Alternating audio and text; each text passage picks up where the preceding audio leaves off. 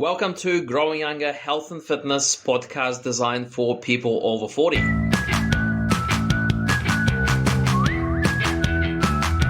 Hello guys, and this is Gavin and Alex here again with another podcast. And pretty much we're coming to the end of 2023, so we thought a good topic for discussion would be how do you set goals that you actually be able to achieve?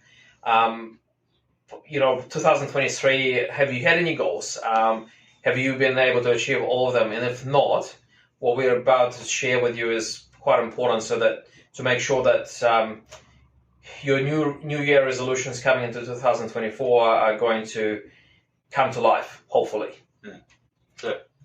Cool. So we're going to go through 5 different strategies that you can use to make sure your goals actually do come true. Okay, so number 1 is having a big why. Why do you want to achieve this goal? Why is it important to you? What's the main motivation behind it? And the reason why having a why is actually so powerful and important is because, like most worthwhile goals, some days they're going to get stuff. Like you're going to come across obstacles. If it's fitness goals, then you might not feel like exercising. You might want to put it off and do it next week or next month. Now, if you have a powerful why, it will get you through those tough moments. Okay, so having a really powerful why, it will actually help you achieve those goals. Do you want to add something? Yeah. So like you got to have like a goal. It's got to be like a magnet, sort of pull you towards it as opposed to you trying to push against it. And I got a really cool analogy that I like to share with our clients when that happens. So if you're gonna put this in your mind's eye, if you had a plank of wood, okay, laid it down on the floor, and I said, walk across there, I give you $50. You'll be across that plank of wood, and you'll be done. I give you $50. Now, the $25 was the big why. If I lifted it up 6 feet, you may look at it and go, oh, well, I'm a bit scared of heights. I'm not really sure when I walk across that for $50, but you might do it anyway, okay? Then if I raised it between 2 buildings, you'd be like, no way, that $25 is not enough of a goal or a why for me to do that because the risk is so far I'd fall off, whatever else. Now, if you change the circumstances a little bit and say your child is now on the other side of that building and the building is on fire, your goal changes, the why is different, and therefore you would go across that regardless of how hard and scared and all those things that you were, because your child in the burning building is like a magnet pulling you there, you need to save them. So it's the same process you go to, but the outcome is different. So you've got to have a big why. And like if it's health and fitness related, it could be like, you've got high cholesterol, you don't want to have a stroke or a heart attack, or you want to, when you go on retirement, do big trail walks and do all those life experiences that you put to the end of your life in retirement. And they're the things you got to keep in the front of your mind, isn't it, to move forward? Because I want to lose 5 kilos. It's not a good enough goal, but I want to lose 5 kilos so that I'm light enough not to hurt my joints when I walk up Machu Picchu or something like that. Yeah. That's a much bigger reason. And if you can have that in your mind and read that every day and understand it, you'll be much more successful. Think of it like a magnet pulling you towards it. Very good analogy. So another strategy that you can use to try and make sure you actually achieve your goals is make sure the goal is yours. Make sure it's not your husband or wife that wants you to achieve it, because that does not work. We actually had a number of people who came to us and the wife brings along the husband and says, he needs to do this, right? And what happens at the end? Nothing. Like the person, if they don't want to do it, they're just not going to put enough effort to actually make it reality, right? So it's got to be your goal. It's not someone else's goal. You really want to achieve it, okay? This is one of the main criteria for setting your goals. No, you're right. Bang on, exactly. And it's like you can lead a horse to water and all that stuff, but like you have to want to do it. You can't just be forced by somebody else. Yeah. Cool. And another strategy would be to break down your goals. Essentially, write a bit of a plan. Okay, how are you going to achieve those goals? So, for example, you might want to lose whatever it is. It doesn't have to be weight loss, but let's say you want to lose 10 kilos, right? So writing a goal of losing 10 kilos is just first part. It's the big goal, okay? But how are you going to lose 10 kilos? So you need to write down your daily little goals, okay? So how do you lose 10 kilos? So maybe you you skip those snacks in the evening, right? Or maybe you go for that walk in the morning, first thing in the morning, or you go to the gym 3 times a week. Okay, what is your plan? And so that plan becomes your small daily goals, and you gotta tick them off. Okay, you gotta do it, because if you only have the 10 kg weight loss goal, it's not enough quite often, because you need to follow a system, you need to follow a plan, okay? And the small goals is what gives you the daily plan that you, little by little, you're getting closer to your big goal.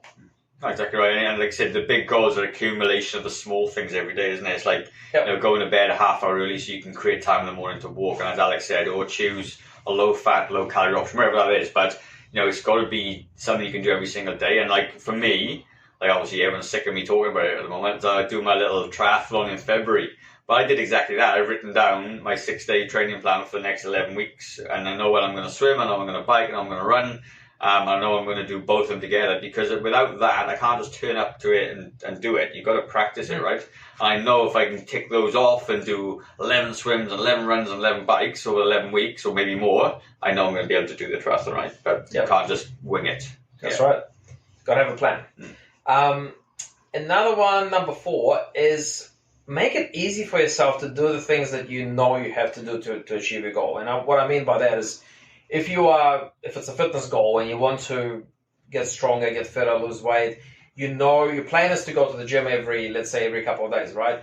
So to make it easy for yourself, prepare your gear the night before, right? Get your shoes ready, get your training gear ready, okay? So when you're rushing in the morning and you're running late for work and you don't know where your shoes are, like, it makes it less likely for you to actually do it, because logistically it's just more complicated.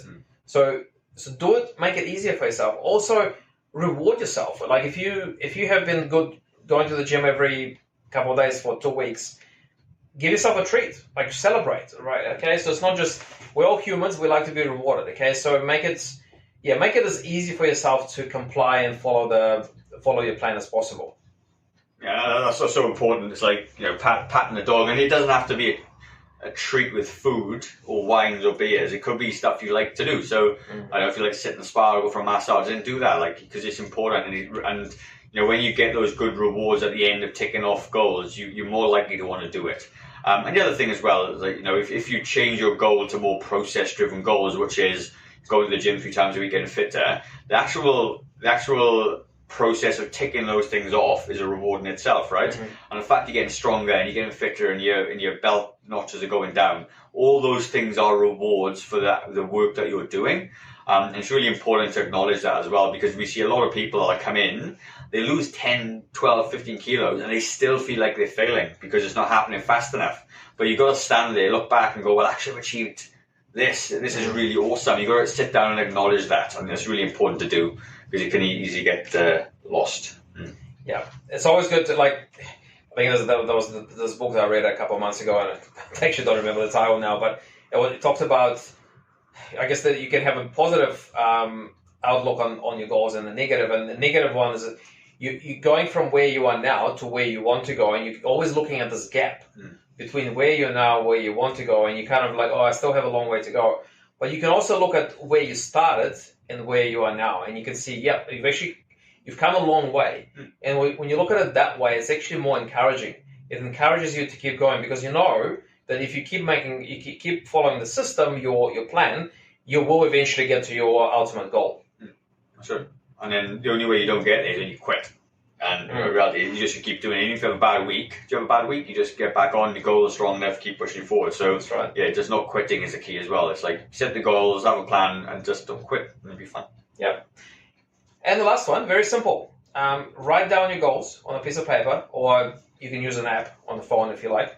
And read those goals every single day, preferably twice a day, before you go to bed and when you get up in the morning, okay? The way the human brain works, we get distracted too easily, okay? So day-to-day life, especially now, Christmas is coming, things get busy, and we get carried away thinking about all the other things, okay?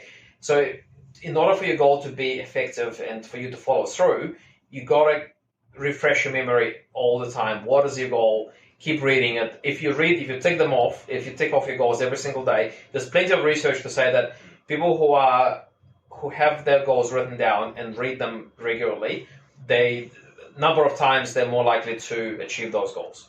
It's very simple. It only takes 5 minutes a day. It really does make a difference. We track this stuff here as well. Like, we got clients that read the goals for 200 days on the trot. And when you look at their fitness goals and weight loss, there's always results, and it's always there because they do it.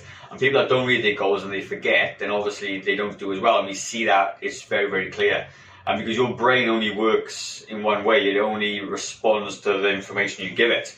So if you give it goal-driven information, your body and your mind will always look for opportunities to achieve the goal. That's what we do, right? Yep. Whereas if you sign up to a program and then you read your goals and all of a sudden you forget, because we do forget, then you're just not going to do it. But yeah, your brain responds pretty smartly when you read it. It's good. We did this exercise a few months ago. We kind of tried to figure out why is it that some people are actually a lot more successful at getting their results in the gym and others are not.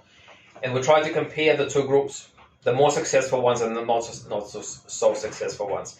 And the single main difference between them is the fact that the ones that are more successful, they read their goals daily. And they take them off when we use a little phone app, right? So we can actually see it. So very powerful. Read your goals. That's it. It's very clear. It's good. Cool. All right. Speak to you next week. Yeah. See you soon, guys. Bye.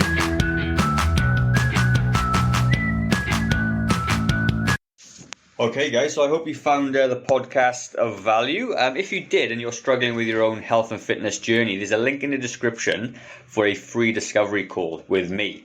And that free discovery call, we're going to cover off a little bit about you, your history, your goals, what you want to achieve, and maybe we can help you or not with your own health and fitness goal. So if that does sound like something that you'd like to do, then click on the link in the description, and I look forward to chatting to you in the very near future. Have a good day, guys. Bye-bye.